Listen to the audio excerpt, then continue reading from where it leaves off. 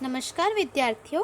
कक्षा 10 विषय सामाजिक विज्ञान पाठ 3, जिसमें विद्यार्थियों हमने पिछले वीडियोस में जो है वहाँ पे हमने कुछ स्तंभों और स्तूपों के विषय में जानकारी प्राप्त की थी। अब हम यहाँ पे उसमें आगे जानकारी प्राप्त करेंगे।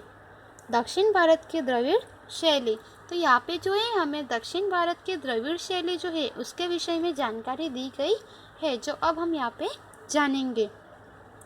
भारत की कृष्णा और गोदावरी नदियों के आसपास के क्षेत्रों में सातवाहन वंशों के राजाओं के समय दौरान अनेक बौद्ध स्तूप निर्मित किए गए थे। ये स्तूप अर्धगोलाकार, अंडाकार या घंटाकार शिखर वाले थे। तो यहाँ पे हमें बताया गया है कि भारत की जो कृष्णा और गोदावरी नदी है उनके आसपास के क्षेत्रों में सातवाहन वंश जो थे उनके राजाओं के समय के दौरान अनेक बौद्ध स्तूप निर्मित किए गए थे। तो यह जो स्तूप थे यह सभी अर्धगोलाकार, अंडाकार या घंटाकार शिखर वाले थे। नागार्जुनकोंडा का स्तूप और अमरावती के स्तूप द्रविड़ शैली के सर्वश्रेष्ठ नमूने हैं। चोल राजाओं की द्रविड़ शैली की स्थापत्य को उच्च स्तर पर पहुंचाया गया है। तो यहाँ पे हमें बताया गया है कि नागार्जुनकोंडा का स्तूप और अमरावती के जो स्तूप है वह द्रविड़ शैली के सर्वश्रेष्ठ नमूने है। चोल राजाओं ने द्रविड़ शैली की जो स्थापत्य कला है उसे उच्च स्तर तक पहुंचाया था। तो इस तरह से यहाँ पे हमने जो है दक्षिण भारत की द्रविड़ शैली के विषय में जानकारी प्राप्त की। गुप्तकालीन कला, गुप्त युग में शिला, स्थापत्य, चित्र, नृत्य, संगीत आदि कलाओं का खूब विकास हुआ।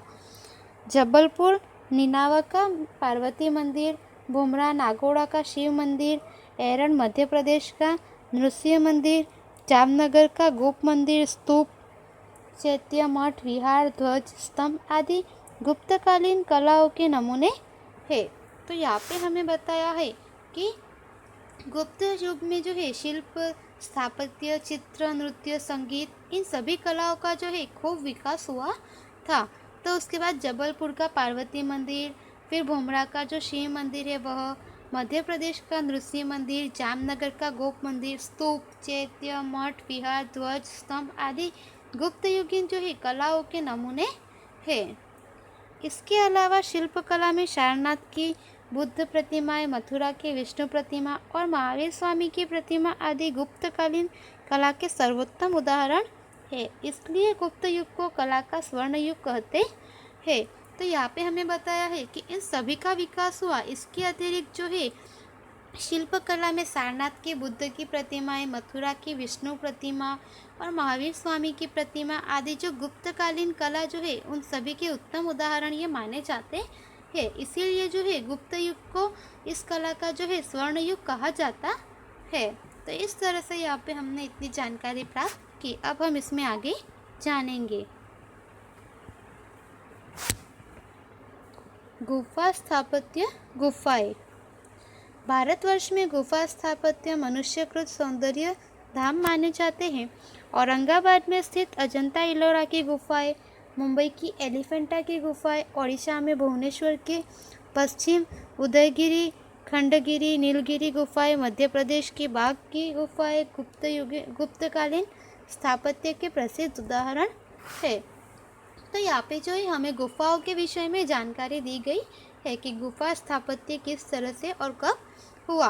तो भारतवर्ष में जो है गुफा स्थापत्य जो है वह मनुष्य को सौंदर्य धाम माने जाते हैं। औरंगाबाद में जो स्थित अजंता एलोरा की गुफाएं, उसके बाद में मुंबई की एलिफेंटा की गुफाएं, ओडिशा में जो है भुवनेश्वर के पश्चिम उदयगिरी, खंडगिरी, नीलगिरी गुफाएं वगैरह, उसके बाद मध्य प्रदेश की बाघ की गुफाएं, यह सभी जो गुफाएं हैं यह गुप्तकालीन स्थापत्य के प्रसिद्ध उदाहरण माने जाते हैं। गुजरात में खंभालीड़ा, गोंडल, ढाक, राजकोट, जूनागढ़ की 3 गुफाओं का समूह, तलाजा, साणा आदि स्थलों पर गुफाएं मिली है। तो यहाँ पे हमें बताया है कि इन सभी जगहों पर गुफा है। उसके साथ साथ हमारे गुजरात में भी जो है गोंडल, राजकोट और जूनागढ़ में जो है 3 गुफाओं का समूह मिला है। अशोक की गुफा लेक गया से 16 मील दूर बर्बर के पहाड़ की 3 गुफाओं की दीवारों को तराशकर लिखे गए हैं, जिसमें अशोक द्वारा आजीवन किए गए दान कार्यों का विवरण है। आसाम की दार्जिलिंग की गुफा, बिहार की सुदामा और सीता की गुफा आदि प्रसिद्ध गुफा स्थापत्य है। अजंता, इलोरा और एलिफेंटा की प्रसिद्ध गुफाओं के विषय में प्रकरण 6 में विस्तृत जानकारी की गई है। तो यहाँ पे हमें बताया गया है कि जो हमें है गुजरात में, मध्य प्रदेश में वगैरह जो है सभी जगहों पर गुफा जो है उसके उदाहरण बताए गए हैं। उसके बाद अशोक की गुफा लेक गया से जो है 16 मील दूर बर्बर के पहाड़ की 3 गुफाओं की दीवार जो है उनको तराश कर लिखे गए है, जिसमें जो है अशोक द्वारा आजीवन जो दान कार्य वगैरह किया गया था उन सब के विषय में वहाँ पे जानकारी जो है वह विवरण में बताई गई है। आसाम की दार्जिलिंग की गुफाएं, बिहार की सुदामा और सीता की गुफाएं, यह सभी जो है यह प्रसिद्ध गुफा स्थापत्य है। उसके बाद में अजंता, इलोरा और एलिफेंटा की जो प्रसिद्ध गुफाएं है इनके विषय में हम जो है आगे प्रकरण 6 में विस्तृत में जानकारी प्राप्त करेंगे।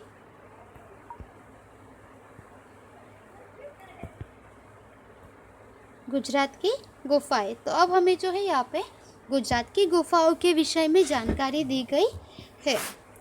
जूनागढ़ गुफा, तो गुजरात में जो जूनागढ़ गुफा है उसके विषय में हमें यहाँ पे बताया गया है। जूनागढ़ में 3 गुफा समूह है। बावा प्यारा का गुफा समूह, यह गुफा बावा प्यारा मठ के निकट है। ये गुफाएं 3 पंक्तियों में और परस्पर समकोण बनाते हुए फैली है। पहली पंक्ति में 4, दूसरी पंक्ति में 7 और तीसरी पंक्ति में 5 गुफाएं मिलकर कुल 16 गुफाएं है। ये ईस्वी सन के आरंभिक सदी दौरान नक्काशी करके बनाई गई है। तो यहाँ पे हमें बताया गया है कि बावा प्यारा गुफा का जो समूह है वह क्या है। तो यह गुफा जो है यह बावा प्यारा मठ के निकट है और ये 3 गुफाएं जो है पंक्तियों में और परस्पर समकोण बनाते हुए फैली हुई है।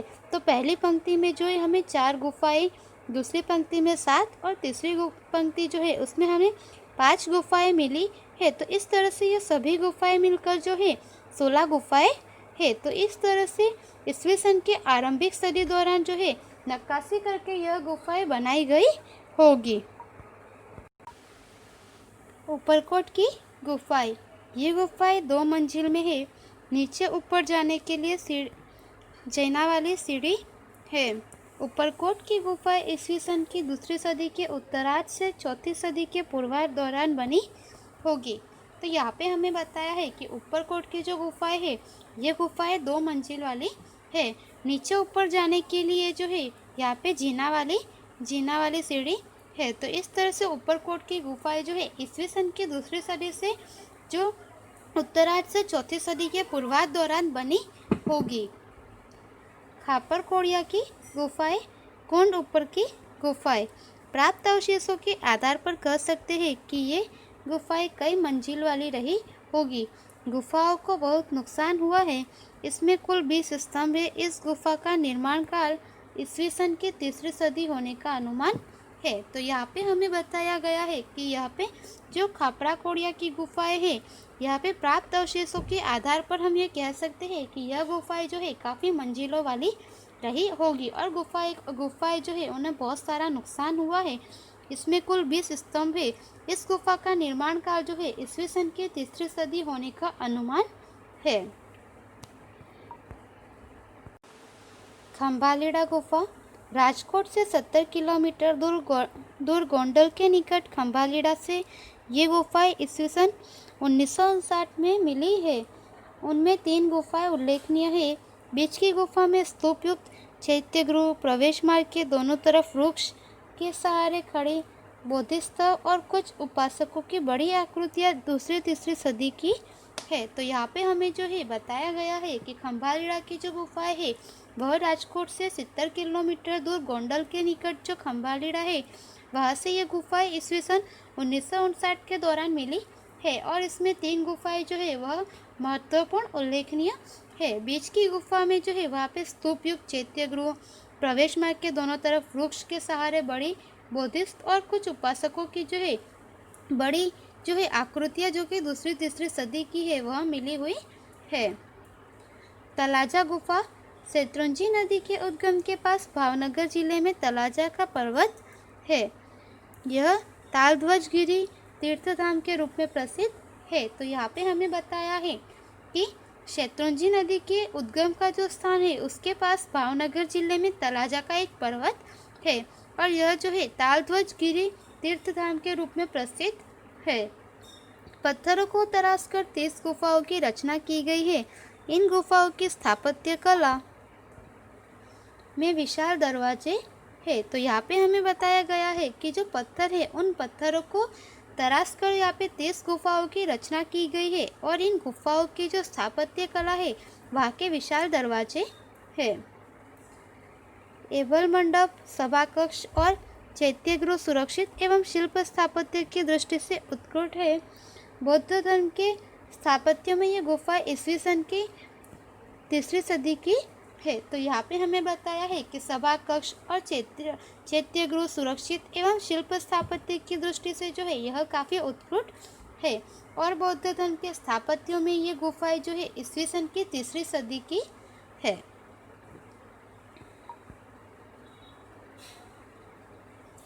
साणा गुफा गिर सोमनाथ जिले के ऊना तहसील में वांकिया गांव के निकट रूपेण नदी के किनारे साणा के पहाड़ों पर यह गुफा स्थित है।